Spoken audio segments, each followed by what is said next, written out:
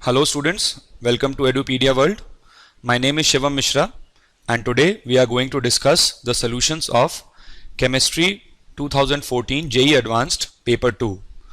The paper code which we are using is 8. Okay students, that brings us to section 2. Let us look at the paragraph for question numbers 11 and 12. This paragraph is from gaseous state. It says that X and Y are two volatile liquids with molecular weight 10 and 40 gram per mole respectively. Two cotton plugs, one plug soaked in X and the other one soaked in Y. So this one is your X over here and this one is Y, are simultaneously placed at the ends of a tube of length 24 centimeter as shown in the figure. So we have been given this figure.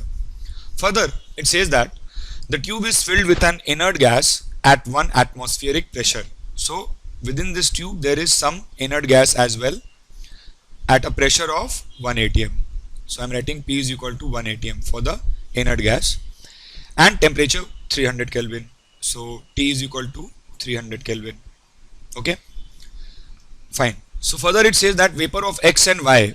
So what will happen over here is that vapors of X from here will start to diffuse.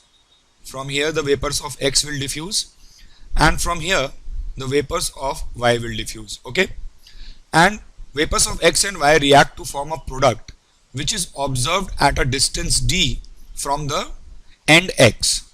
So take X and Y to have equal molecular diameters. Further it says that their molecular diameters are same and assume ideal behavior for the inert gas and the two vapors. Okay, so this is the information which we have been provided. This is the paragraph which we have been given, and based on this there are two questions, 11 and 12. Let us look at 11 first. So question number 11 says that the value of D in centimeter shown in the figure as estimated from Graham's law is. Okay, so this is a straight away example of Graham's law. We know that for Graham's law, according to Graham's law, we know that the rate of diffusion is R is directly proportional to P into A upon root over Tm. This is what we can say from Graham's law. This R stands for rate of diffusion.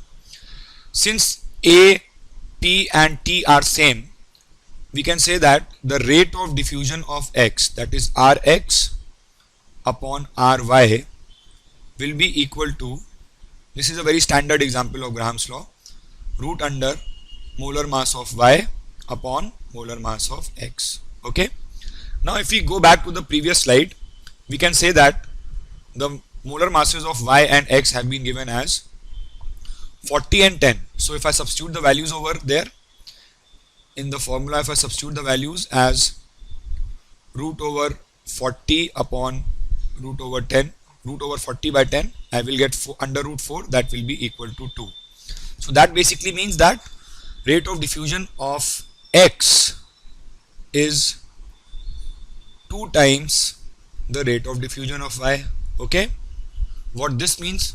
This means that X will travel twice the distance as much of Y.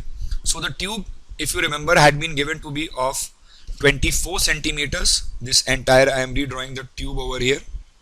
So this entire length here was your, from this end X was effusing and from this end Y was effusing.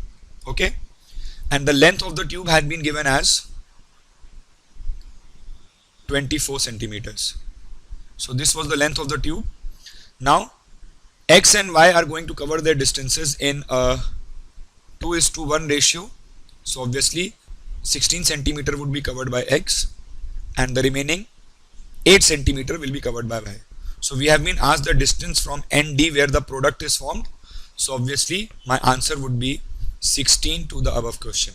This particular question has also been asked, a similar type of question has also been asked in IIT-JEE long time back, and you can find it as a standard example in most of the textbook that the rate of diffusion can also be interpreted in terms of distance.